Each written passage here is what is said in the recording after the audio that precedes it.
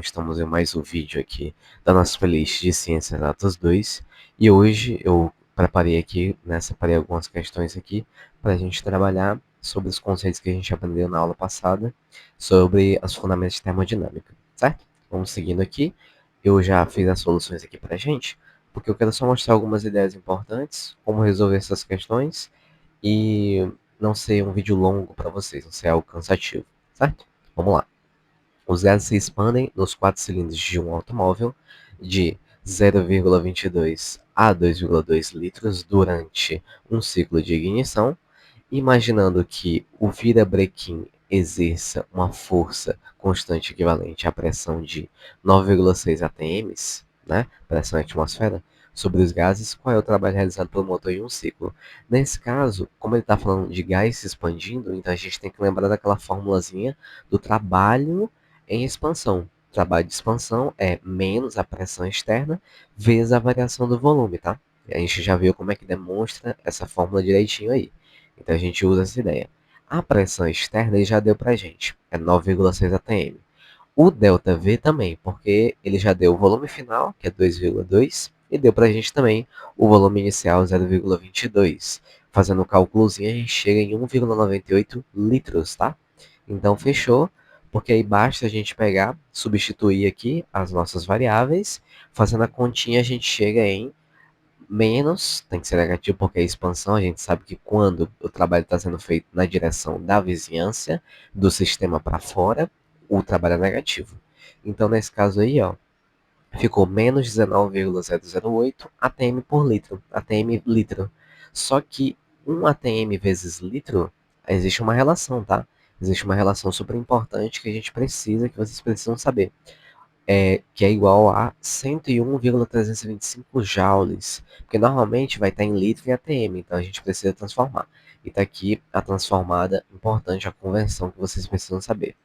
Fazendo os cálculos, pegando esse 101,325 e multiplicando pelo 19,008, a gente obtém esse resultado aqui, ó, menos 1,925 vezes 10 elevado ao cubo joules. Aí, se você quiser transformar em kilojoules, está aqui também kilojoules, certo? Basicamente, essa é a ideia da questão. A dica que eu dou para questões, para essas questões e todas de forma geral, que tenha muitos detalhes e fórmulas, é você anotar todos os dados que a questão traz para a gente, certo? Você anota porque você vai conseguir saber depois e organizar as ideias para saber qual elemento dos dados você vai usar em cada fórmula, certo? Vamos seguindo aqui, ó. Um cilindro de volume 2 litros contém 1 mol de hélio imerso em um banho de água na temperatura constante de 30 graus Celsius. Que processo executa mais trabalho sobre a vizinhança? A expansão isotérmica, até 4 litros, com a pressão de 1 atmosfera, ou uma expansão reversível isotérmica até o mesmo volume final? Aí aqui a gente tem dois cenários, tá?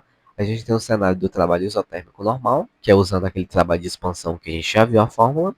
Vai ficar o seguinte, ele deu pra gente que o gás está saindo de 2 litros até 4, então a variação do volume dele é de 2 litros. A pressão externa também ele já deu, é 1 atm. Fazendo os cálculos aqui, ó, com a mesma ideia da conversão que eu falei, fica menos 202,65 joules. Agora, vamos analisar ali como é que ficaria o trabalho isotérmico, certo? Reversível, que é aquele que ocorre em infinitas etapas. Vamos ver o que acontece com ele, se é igual, se é maior, se é menor, enfim. No caso, quando a gente vai analisar esse tipo de trabalho aqui, o reversível e o normal, a gente analisa o termo em módulo, tá? Apenas o valor absoluto. A gente não analisa o sinal. Até porque esse sinal, como eu já havia falado para vocês, ele só vai indicar que o trabalho é de expansão. Se fosse de compressão, na direção do sistema, aí seria um trabalho positivo, tá? Beleza. Então, ó, aqui organizando os dados, o que a gente tem? O número de mols é 1 mol, a constante geral dos gases ideais é esse valorzinho aqui, 8,3145 joule dividido por Kelvin vezes mol, volume inicial 2 litros, volume final 4 litros, e a temperatura 30 graus Celsius, tá? Que a gente precisa transformar para Kelvin. Transformando para Kelvin, a gente chega aqui, a gente só soma, né, 273, a gente chega em 303 kelvins, tá? E o trabalho reversível isotérmico, como a gente viu, né, com a demonstração usando equações diferenciais, é essa formulazinha aqui, ó. Trabalho igual a menos MRT vezes Ln de volume final dividido pelo volume inicial. Ou seja, número de mols vezes a constante geral dos gases ideais, temperatura absoluta em Kelvin, vezes o logaritmo neperiano da divisão entre os volumes, tá? Então, a ideia do nosso cálculozinho é essa. Pronto. Agora é só substituir, usar um pouquinho a análise dimensional aqui para cortar as unidades e chegar em joule, porque eu trabalho medido em joules ou calorias. E aí, você faz as continhas aqui não tem jeito, tem que usar a calculadora, você chega nesse resultado. Em termos positivos aqui, em termos absolutos, de fato, o valor do trabalho reversível, ele é muito superior ao trabalho que a gente tem aqui isotérmico normal, tá? De expansão. E isso é sempre, tá? O trabalho reversível, como ele ocorre em infinitas etapas, ele precisa exaurir ali a maior quantidade de energia possível. Então, de fato, a energia alocada aqui nesse tipo de trabalho vai ser sempre a máxima, sempre superior ao trabalho de expansão normal, ok? Vamos seguindo aqui, ó. Aqui na terceira questão, a gente tem um cenário aí de alguns sistemas. Preparei essa questãozinha aqui especialmente para a nossa lista, porque ela vai trabalhar a ideia dos tipos de sistema, sistema aberto, fechado, isolado, e os tipos de fronteira, tá? Porque existe fronteira diatérmica, que é aquela fronteira que não que permite, aliás, a passagem de energia, a diabática que não permite, e permeável que permite tanto a de energia quanto a, a passagem, né, de matéria. Então, super importante essas ideias para a gente compreender todo o fundamento, né, de termodinâmica. Bom, no caso aí, ele dá na primeira situação o seguinte: um recipiente rígido de vidro, fechado com uma tampa bem vedada, contém um gás que está em contato com o ambiente, permitindo a troca de calor. Nesse caso aí, na situação 1 é o seguinte, né? Ele diz que está fechado com a tampa bem vedada, só que ele não falou que está isolado, tá? Então, nesse caso, se trata de um sistema fechado, não há transferência de matéria, porém, a fronteira é diatérmica, há sim troca de energia em forma de calor com a vizinhança, tá? Na situação 2, a gente tem uma garrafa térmica ideal, completamente vedada, contendo café quente. Nesse caso, como ele não falou que está ocorrendo ali transferência de calor para fora do meio, para fora do sistema, então o tipo de sistema aí é isolado e a fronteira é adiabática, não permite transferência de energia. Situação 3, uma panela sem tampa com água fervendo sobre o fogão. No caso, ele vai ter aí, ó, uma panela aberta. Então, um sistema aberto e a fronteira é diatérmica permeável, tá? Vai permitir ali a passagem de calor e muito possivelmente a passagem de matéria também. Situação 4, um balão de gás amarrado, que pode trocar calor com o ambiente, mas não permite a saída de gás. Então, nesse caso, não permite a saída de matéria, mas permite a saída de energia. Então, na situação 4, a gente tem um sistema fechado e uma fronteira diatérmica, tá? E, por fim, o recipiente dividido por uma membrana que permite passagem de dissolvente, mas não dissoluto, em contato com outro compartimento contendo a solução diferente.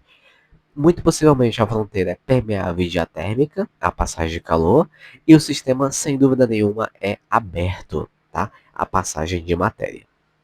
Beleza. Vamos seguir aqui com as nossas questõezinhas. Ó, questão 4, olha o que ele diz pra gente aí, ó. Ele dá: um sistema foi aquecido usando 300 joules de calor, mas sua energia interna caiu 150 joules. Calcule W, que é o trabalho. O sistema realizou o trabalho ou foi o contrário? Vamos anotar os dados. O trabalho, ou melhor, o calor foi aquecido usando 300 joules de calor, certo? O sistema, aliás. Então, nesse caso, o calor é positivo, não se trata de uma reação endotérmica. Ele está absorvendo o calor.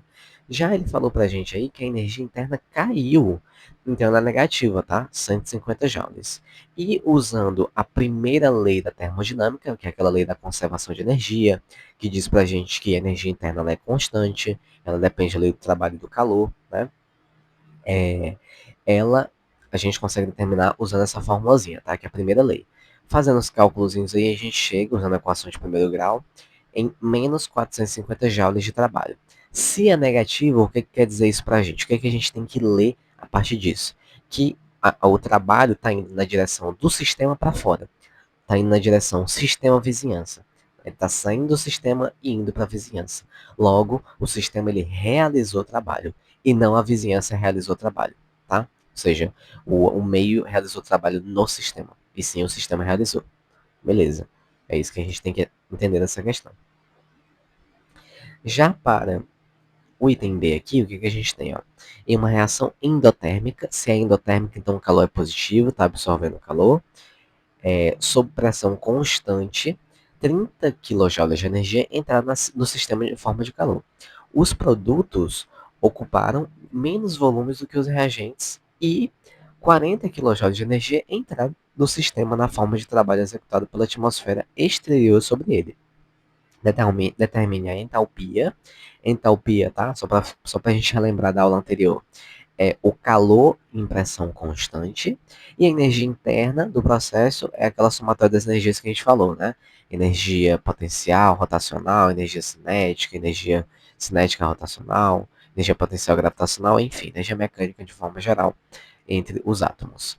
Então, ó, ele já dá para a gente o calor positivo, já que é uma reação endotérmica, ou seja, é o próprio ΔH, é a própria entalpia, porque ele já dá para a gente que aquele sistema está em pressão constante, aquele processo, e ele dá para a gente o trabalho também. Ó. O trabalho ele entrou no sistema. Lembra? Trabalho entrando no sistema ele é positivo, então o trabalho é mais 40 joules. Usando a primeira lei, a gente tem que o valor da energia interna do processo é 70 quilojoules, tá? É isso. Essa é a ideia. Para o item C, a gente já entra um pouquinho aqui em termoquímica, que é basicamente a energia envolvida nas reações químicas, tá? Nesse caso, ó, ele fala assim, ó, a equação termoquímica da combustão do propano é, no caso aí, uma dica que eu dou para questões usando estequiometria, né, enfim, é analisar o seguinte, ó, o O2 é gás oxigênio, o CO2 é gás carbônico e o O2 é água. Então, o único que está estranho ali tem que ser o propano, tá? Que é o C3H8. Na dúvida, você pode usar essa lógica. Beleza. E ele dá pra gente a entalpia, quando você tem esse grauzinho aqui, significa entalpia padrão, tá? Entalpia padrão dessa reação é menos 2.220 kJ. Se é menos, então quer dizer que é uma reação exotérmica, está liberando calor. De fato, reações de combustão, elas liberam calor para o ambiente, tá? Aí ele fala, que massa de propano deve ser queimada para fornecer 350 joules de calor? Aí nesse caso a gente usa uma regrinha de 3 simples, tá? A ideia é o quê? 1 mol, tá vendo aqui, ó? 1 mol de propano, ele vai liberar ali 2.220 kJ. Aqui a gente ignora os sinais, tá? Porque a gente quer só o valor absoluto. E quantos mols de propano vão liberar 350 joules, que é o que ele quer, né? Fornecer 350 joules. Fazendo os cálculos aí, vocês chegam em 0,158 mol. E agora, usando a fórmula de mol para saber a massa do propano, já que ele quer a massa e não o número de mols, a gente tem que o número de mols é igual a massa sobre massa molar, certo? Vou pegar aqui e deixar isolada a massa, então fica massa é igual a número de mols vezes a massa molar. A massa molar do propano é o seguinte, ó, carbono 12 gramas por mol e hidrogênio 1 grama por mol. Somando aqui, né, as massas molares direitinho, a gente chega em 44 gramas por mol. Aí, fazendo o cálculo, a gente chega que a massa do propano, que deve ser queimada para fornecer essa energia aí, é de 6,95 gramas de propano, tá? Basicamente isso. Item D, a gasolina que contém octano pode queimar até monóxido de carbono se o fornecimento de ar for reduzido. Calcule a entalpia padrão de reação da combustão incompleta no ar de octano líquido até o gás monóxido de carbono e água líquida, a partir das entalpias padrão de reação da combustão do octano e do monóxido de carbono. Aqui a gente vai usar a famosa lei de Hess, tá? A lei de Hess para a gente obter a somatória ali das entalpias e descobrir a entalpia global da reação, tá? Então é o seguinte, o procedimento geral aqui é o que? A gente precisa ter no lado esquerdo, como é uma reação de combustão, no lado esquerdo a gente precisa ter o propano, ou melhor, o octano, tá aqui, C8H18, a gente deixa do lado esquerdo mesmo da equação. Porém, a gente precisa cortar algum ingrediente aqui dessas reações, tá? No caso aí, o que é mais nítido para cortar, para a gente eliminar, é o CO, tá?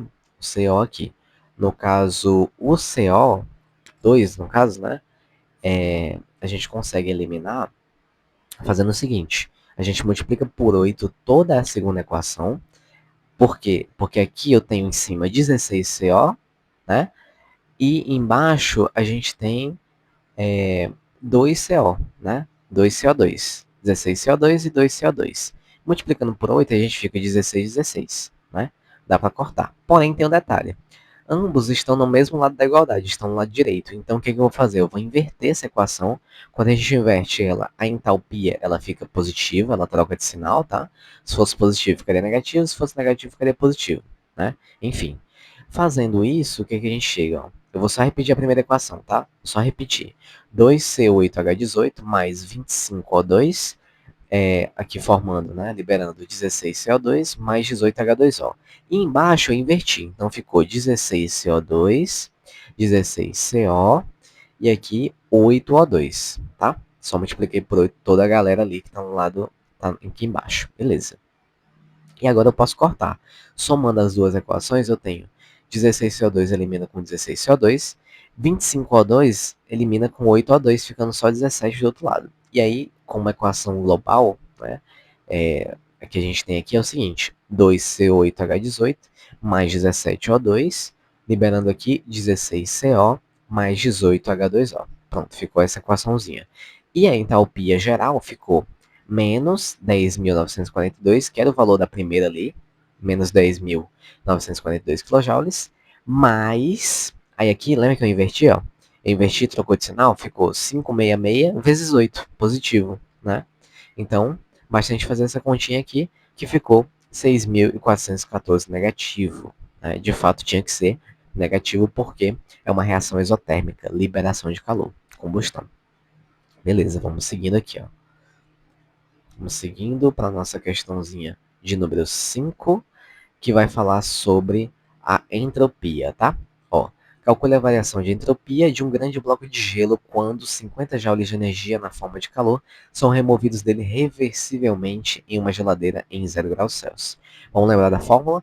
ΔS, entropia, medida de desordem, né? A ideia lá associada à espontaneidade e não espontaneidade de reações, é igual a o calor reversível dividido pela temperatura absoluta em kelvins, tá? Então, ó, o calor, ele já deu pra gente, ó, que 50 joules de energia na forma de calor são removidos do sistema. Então é negativo, tá? É removido. Menos 50 joules. E aqui, 273 kelvins, por quê? Aqui está em graus Celsius, a gente tem que somar 273 para colocar em kelvins, está aqui. Fazendo a continha, a gente chega em menos 0,183 joules por Kelvin, certo? Basicamente essa é a ideia da entropia. E por fim, para a gente fechar nossa aulinha de hoje, calcular aqui a energia livre de Gibbs, tá? Que ele fala, ele dá aqui um processo, ele dá a pressão, ele fala a entalpia de vaporização e a entropia de vaporização, claro, né? Já que aqui ele está passando do líquido para o gasoso, tem esse processo de vaporização. Então tinha que ser mesmo a entropia e a entalpia desse processo. E aí ele pergunta a variação de energia livre de Gibbs. Ó, a formulazinha é essa, tá? ΔG é igual a entalpia menos T ΔS, menos T, temperatura absoluta, vezes a entropia. Aí, no primeiro caso, ele dá 95 graus Celsius. Então, a gente tem que transformar para Kelvin. Soma 273, né? Ao 95, ficando 368. E aí vai ficar 40,7 é a entalpia, menos a temperatura, que a gente já descobriu, vezes a entropia de vaporização. Aqui eu coloquei 0,1091, porque aqui tá, ó, não sei se vocês percebem, mas aqui tá em joule e a entalpia tá em kilojoules. Eu só transformei de joule para kilojoule, tá? Pronto, fazendo essa continha, a gente chega em uma energia de livre de Gibbs, uma variação de energia livre de Gibbs positiva, né? E com esse valorzinho aqui, né? E se ela é positiva, então esse sistema é o que a gente chama de, nesse processo de vaporização, nesse caso, se é positivo, então isso indica que a força ali que está sendo aplicada é um pouco mais alta, a pressão está sendo um pouco mais alta, já que a energia livre de Gibbs é um tipo de trabalho. Então, a reação ela é não espontânea, porque esse trabalho está um pouco maior. Já para o segundo caso, a gente fazendo os mesmos cálculos, tá? É a mesma ideia. a gente chega em uma energia livre de Gibbs negativa. Então isso indica que não está havendo tanto trabalho sendo efetuado ali, logo a reação ela é espontânea, tá? Então aqui ela é não espontânea e aqui é espontânea, tá? É espontânea porque não tem nenhuma ação externa de trabalho sendo feita. Aqui não, aqui como ela já é maior, então já tem, já existe sim uma pressão, um trabalho ali, uma força, enfim, algo que esteja deixando ela não espontânea, né? Alguma coisa que esteja forçando aquele gás, se for um gás, por exemplo, a ficar daquela forma, certo? É isso, gente. Basicamente era isso que eu queria mostrar para vocês. Espero que vocês tenham entendido. Aqui tem muitos detalhes, muitas coisinhas, mas vocês analisando aí as soluções direitinho, eu acredito que fique mais claro. E espero que vocês tenham realmente entendido todas as ideias que eu mostrei aqui. Qualquer dúvida, deixe aí nos comentários. Tudo de bom e até a próxima. Tchau, tchau.